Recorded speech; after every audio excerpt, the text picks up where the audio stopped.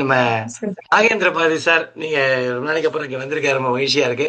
அவருடைய சில வார்த்தைகளை கேட்போம் இன்றைய நிகழ்வை பற்றி. அடுத்தது திருமலை சார். ரொம்ப நன்றி சார். சுந்தரராஜ் சார் நடுவில் கொஞ்சம் கெஸ்ட் எல்லாம் வந்ததுனால ரெகுலரா வர முடியல.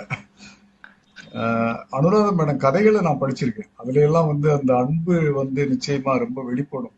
அதே மாதிரி அவர் சொல்லக்கூடிய கதைகள்லயும் அந்த அன்பினுடைய வகைகளை எப்படியாவது கொண்டு இணைச்சு அவர் பேசுற அந்த பாணியுமே ரொம்ப நல்லா இருக்கு. இந்த கதையை நீங்க சொன்ன மாதிரி தான் நான் நோட் பண்ணி வச்சிருக்கேன். அந்த இதுல கமெண்ட்ல போடுறதுக்கு ஒரு கதையிலே என்னென்ன அன்பு அவங்க குறிப்பிட்டு சொல்லியிருக்காங்கிறத எழுதி வச்சிருக்கேன். நான் அதை குவியம் குரூப்ல போடுறேன், கலைப்பீது குரூப்லயும்.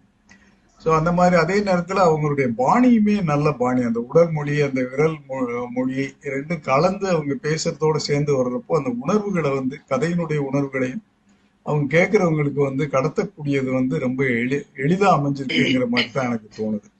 அதைப்படி ரொம்ப ஆழமா கதைகள் ஒன்னொன்னையும் அனுபவிச்சு படிச்சு அதை உணர்ந்து அவங்க பேசின முறை ரொம்ப நல்லா இருந்துச்சு. குவியம் இது மாதிரி பல சிறப்பான நிகழ்வுகளை நடத்திக்கிட்டு இருக்கு. ரொம்ப நன்றி, குவியத்துக்கு நன்றி, அனுராதா மேடத்திற்கு மிக நன்றி.